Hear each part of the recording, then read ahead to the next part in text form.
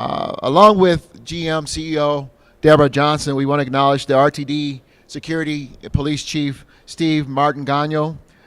We have the union leadership here as well from ATU 1001. We thank you all for being here.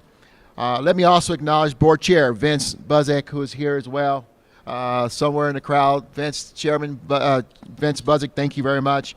And Board member and former Chair Angie Rivera Malpiedi is also here. We thank both of them for their ongoing partnership and leadership. As you all already know, RTD CEO GM Debora Johnson and I have spent the part of the morning with public safety leadership walking the bus concourse, the plaza, and the RTD terminal area. This continues to be an eye-opening, unprecedented experience that we have in the life of our city. Denver's not alone.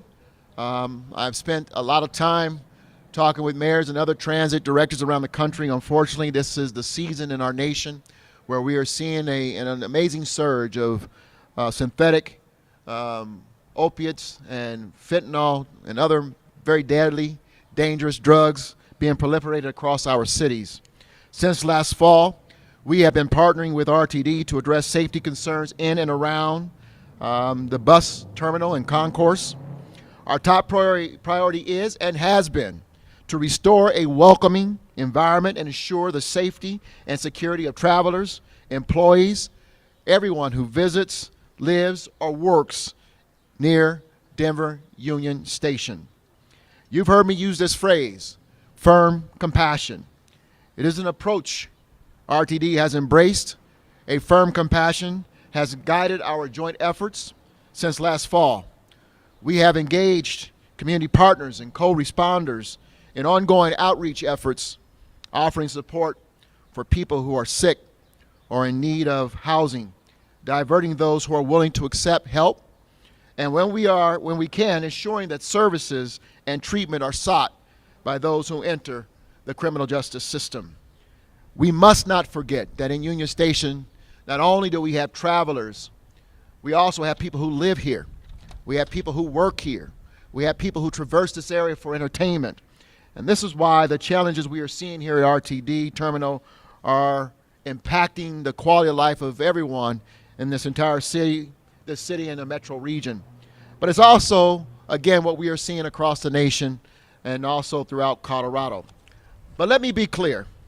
The sale and use of deadly illegal drugs and the violence and criminal behavior this activity invites will not be tolerated or normalized in our city.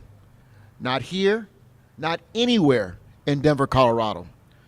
When we shared our public safety plan in February, I said it and I meant it, that everyone in our city deserves to feel safe, and that those who commit crimes and prey on our most vulnerable must be held accountable.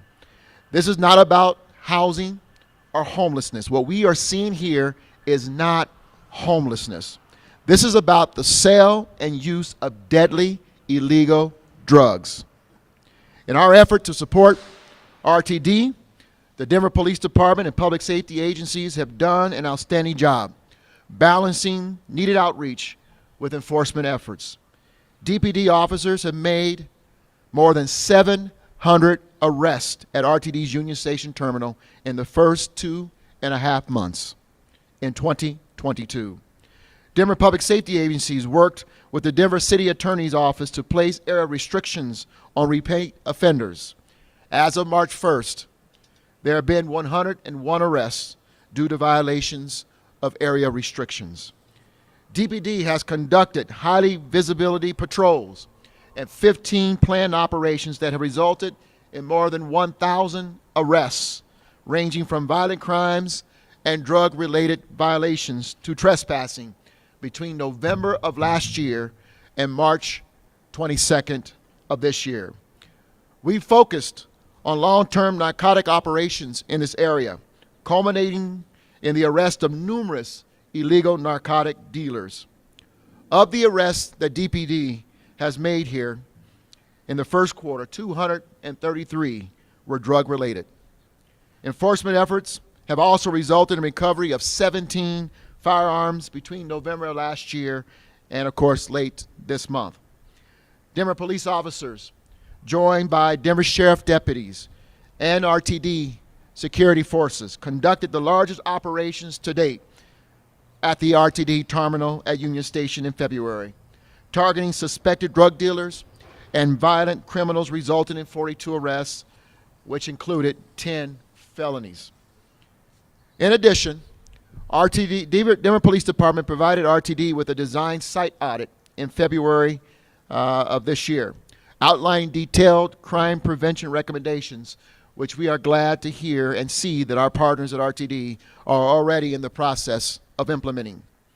As more and more of us return to enjoy all of downtown and all that it has to offer, and we remove the criminal presence from the place we cherish and enjoy, we will work hard and remain steady in our support of RTD as they work to sustain the safe and welcoming environment residents and visitors have come to expect at this historic destination. We are hopeful that the legislators at the state capitol will follow through, take action to sharpen tools available to law enforcement, and now we also learn there's some things they can do to help RTD as well, and we'll follow up on those, to deter those flooding our streets with cheap, synthetic opiates that are killing users at a staggering rate. Again, Denver is losing more than a person a day due to fentanyl. So I'd like to bring up our partner who has hit the ground running and come to the city and has tackled the challenges here at Union Station with great vigor and courage. And so we welcome RTD, GM, Denver, and CEO Debora Johnson to share her reflections of today's and insights of her plans going forward.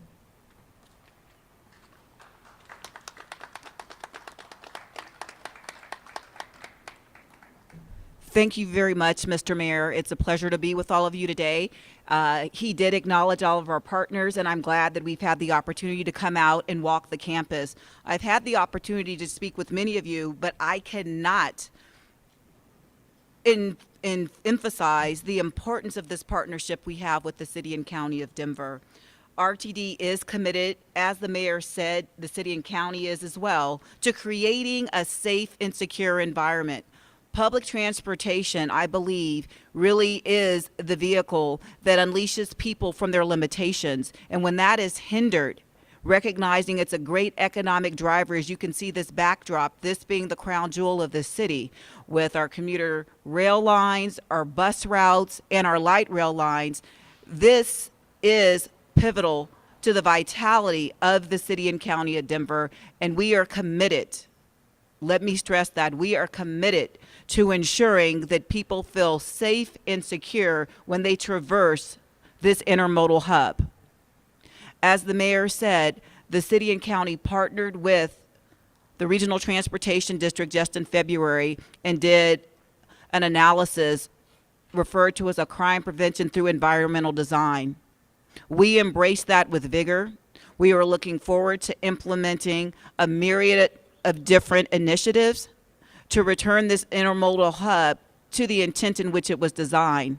Some of those elements include creating a paid fare area down in the bus concourse. And what we mean by that is when people are looking to utilize transit, they can do it without having to look over their shoulder and being in an environment where they can board a bus with ease. That was the intent when this complex was created. And I, along with members of my board, with our valued employees, and with the partnership with the City and County of Denver, are committed to ensuring it comes to fruition. Just in the short term, when we look at the next 6 months, there will be a myriad of different activities that are happening, recognizing that we want to illuminate the bus concourse, which will enhance, we believe, a safe environment as well, and will serve as a deterrent from the unwelcome activity of which the mayor spoke of. More so, there'll be pre-recorded announcements. There's some English playing announcements now. Our Spanish are being uploaded, and all of those will be readily available for the public to hear no later than April 15th. That's going to provide information about fares, what one can do in that public space, as well as providing information about downloading our Transit Watch app, which one can do from the Android or the Apple App Store. That enables us to get a handle on what's happening in our intermodal hub so we can address the activities accordingly. And also I'd like to share as we talk about what's going to happen long term, as you can clearly see, there's various access points. Anybody can walk up on a platform and gain access to a transit vehicle. What we're trying to do in earnest is ensure that we provide a secure presence by leveraging security personnel to have them ride our bus system as well as our rail system and be positioned at key focal points such as this pavilion that's directly behind me. More so as we look at a long-term solution, creating a paid fare zone that will involve a redesign of our concourse. As I said, it was designed to be open. Basically, what that will entail is someone having to have paid fare media using a form of a ticket application on their app to gain entry into the bus concourse. So that area is primarily for those that are waiting to utilize transit. So we have a lot in store, and we ask all of you to be our partner in safety. When you see something, say something. There's no way we can have eyes and ears everywhere. That's why it's important that I encourage you to leverage our Transit Watch app as we go forward, because it's going to take all of us to basically create an environment where people can go about living their best lives, access transit vehicles, and get to where they need to go. Because clearly, public transportation is interwoven into the fabric of any community. And that's why this partnership is so important. So whatever are happening on the streets of Denver, they will happen on a bus traversing an arterial, they will happen on a rail car. But it takes great partnership as the one we have developed with the City and County of Denver to change the trajectory as relates what will be tolerated within this area. So with that, I thank you for your attention, and I'm sure we'll be happy to answer any questions you may have. Thank you.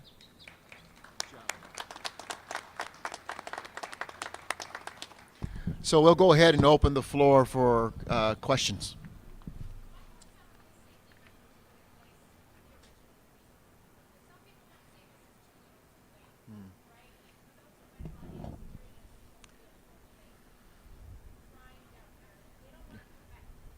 Well, we certainly hope they come back, but let me say this. There's always, whenever something of this magnitude, and I was on city council and then ultimately became mayor during the process from beginning to end of the Union Station.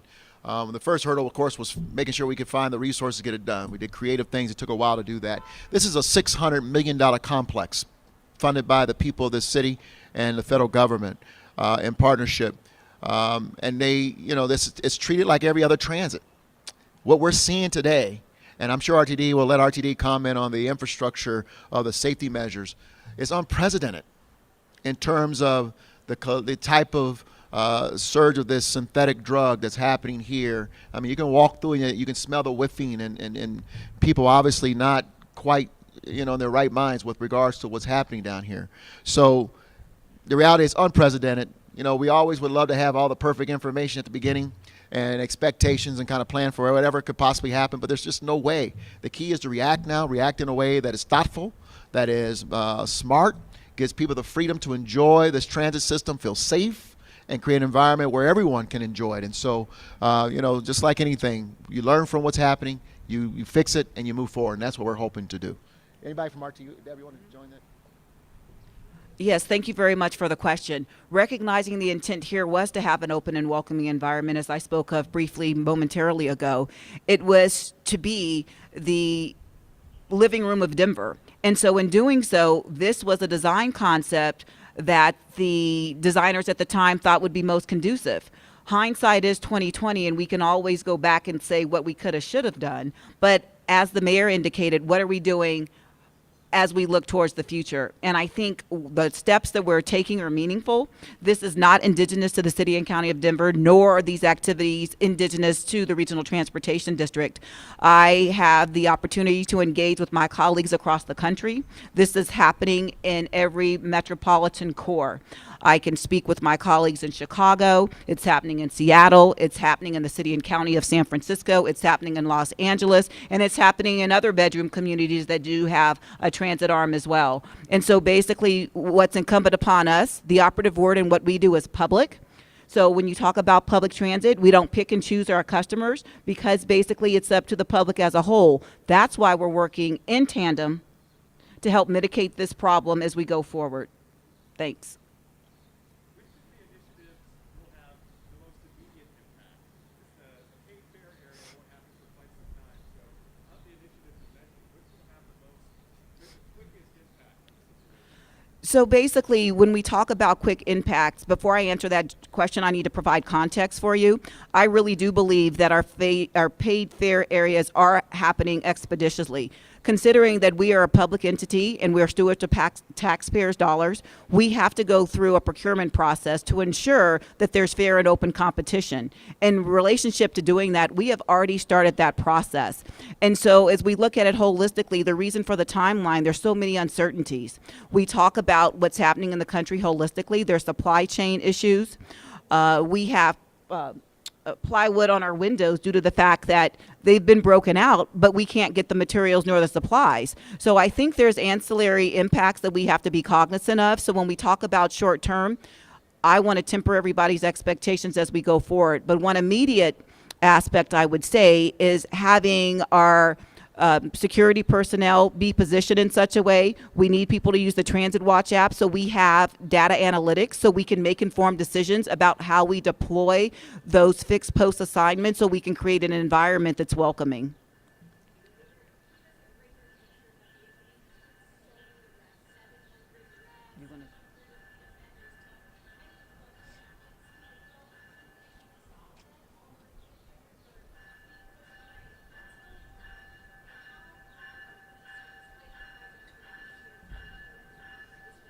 Yeah, and certainly will invite Chief Payson to come up and to say a few words about this because I know it's something that he's concerned about. But I've been meeting with a lot of the members of the media about this. This is a whole system that has to respond and to make sure everybody's on the same page, right?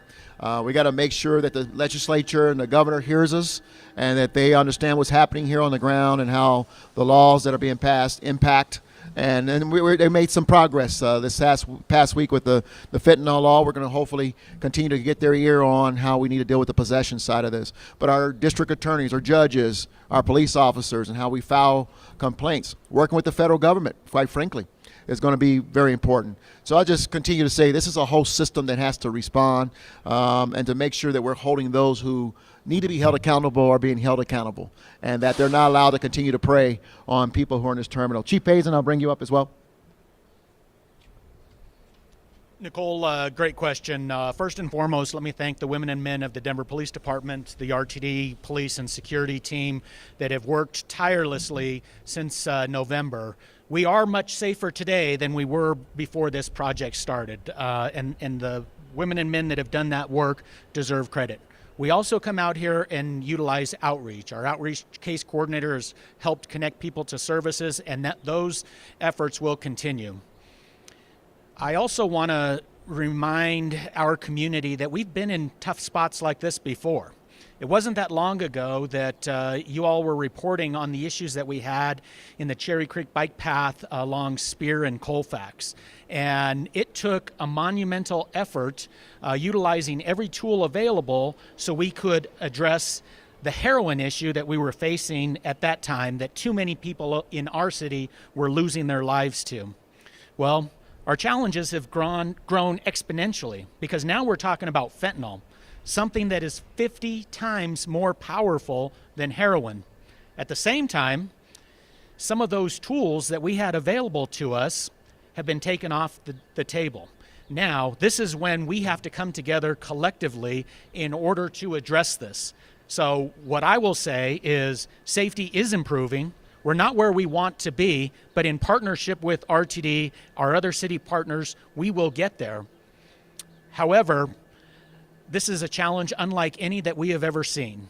When you are losing more than one person a day to overdose death, that is unacceptable. And every single person here should stand up and let it be known that we as a community are not going to tolerate that in our community. The loss of life is unacceptable. We appreciate you all bringing light to this. We are committed to working in partnership to get this to be a safe and welcoming environment because it is the crown jewel of our city. Thanks, Nicole.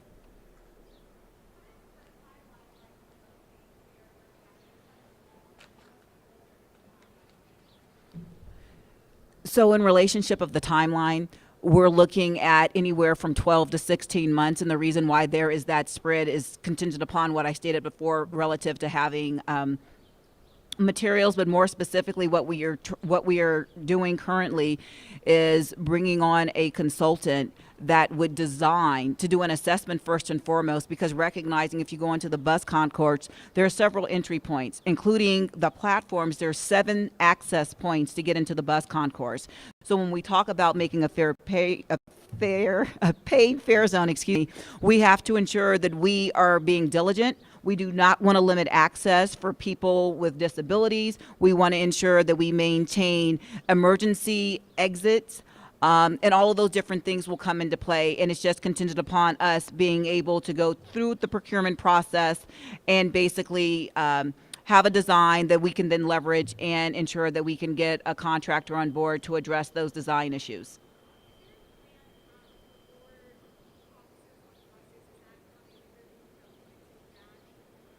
So there is a plan as we talk about bringing more officers on board. That's the deployment plan that I reference, and I would like to ask, oh, there you are, Chief Martingano, to come and address the deployment strategy.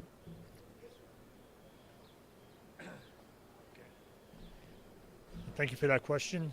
So we are deploying more of our resources to buses and rail. We understand that there is obviously the issue here, but it also expands on our services, so we want to try to be visible. We continue to ask our customers to contact us, letting us know what routes they take, where they see the issues, utilize our Transit Watch app. We're utilizing all that data to try to have the correct deployment out there. And then, again, our limitations in regards to we have a lot of security officers. We are going to be redeploying them to certain areas to be more visible, be out there. We already changed their uniforms to be more highly visible so that our customers could see them out there, go up there and ask questions or point out something they see. So all those are taking place, and we continue to move forward with those efforts. So.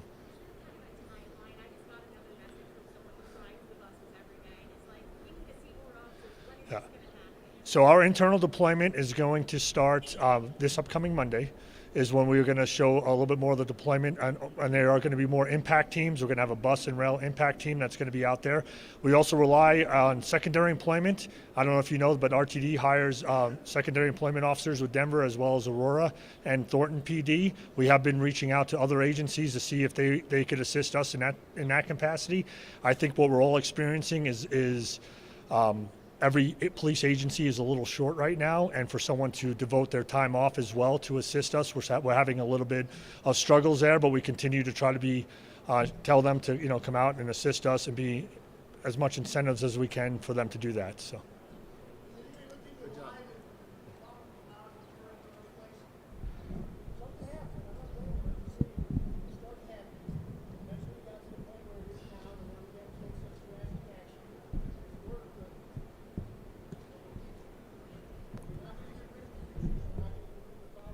And we agree with you, and that's why this process that we are managing of firm compassion, to make sure that we can get people who need help into treatment and into the services that they need to hopefully get to a better, more stable way of life. Again, as we close this presser, and several of us will remain for the individual conversations, there are residents who live here. There are people who work here. Been a lot of private investment here. There's been a lot of public investment, taxpayer money here. There are a lot of tourists who are coming through here. There are the interest of safety, the interest of health is for everyone. And so while we stand here and we talk about people who are using very deadly synthetic drugs, let us remember that every action that we are taking is bent on making sure this is a safe, productive environment for everybody who comes here. And we want to make sure people get healthy, and we're going to work to do what we can to do that. But we have to have some guardrails. We cannot allow for unsafe conditions to exist, for people who want to promote and to exercise illegal activity in our area. And so we will hold them accountable. The Denver Police Department and our public safety agencies are committed to remaining down here and working with RTD and their public safety agency to make sure that this is a safe environment for everyone. And more than anything, we invite people to come see what we saw. So you'll know why we're taking the actions that we are taking, and that we're going to have a zero tolerance, and we will not allow these activities be normalized in Denver, anywhere, in particular here at Union Station. Thank you all for being here.